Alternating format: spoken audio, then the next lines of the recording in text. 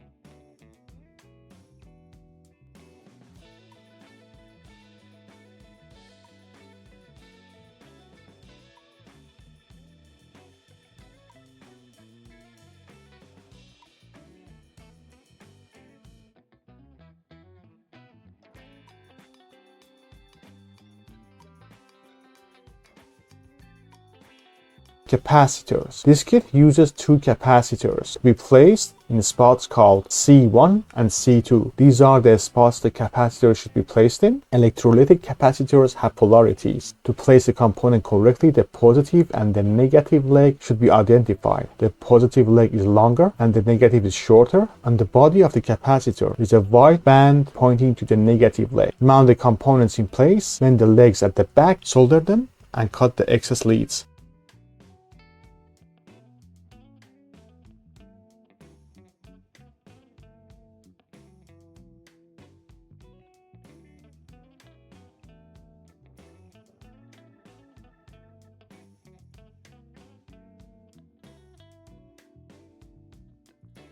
In this section, we solder the LEDs to the PCB. Here are the spots of the LEDs. LEDs have polarities. As illustrated here, the positive leg of the LED should be aligned with the positive hole on the PCB. The way to identify the positive and the negative legs of LEDs are: the longer leg is positive and the shorter is negative.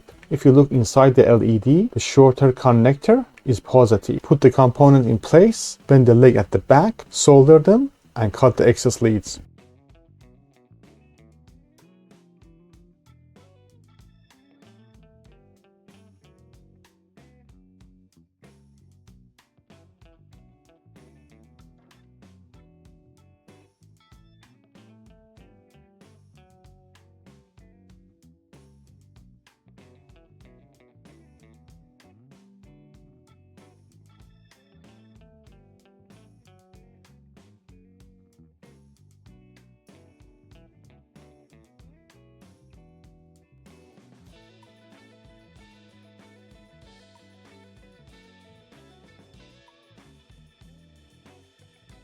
In this section, we are soldering the transistors of the kit. This kit uses 2 NPN transistors to be placed at Q1 and Q2 spots, as illustrated here. Make sure the flat side of the transistor matches the flat side of the transistor print on the PCB. This helps with the transistor collector, base, and emitter legs to be placed correctly. Mount the component in place, bend the leads at the back, solder them, and cut the excess leads.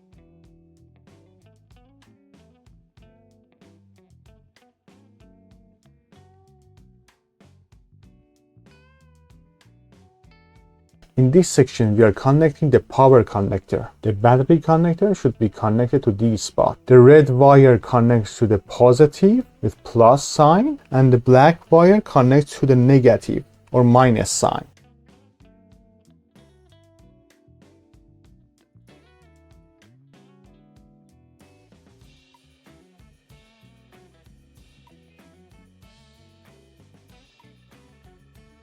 To test the kit, you need a 9-volt battery. You can use a disposable battery or a 9-volt rechargeable battery, like this. Connect the battery and the LEDs should start flashing. Now the assembly of the kit is complete.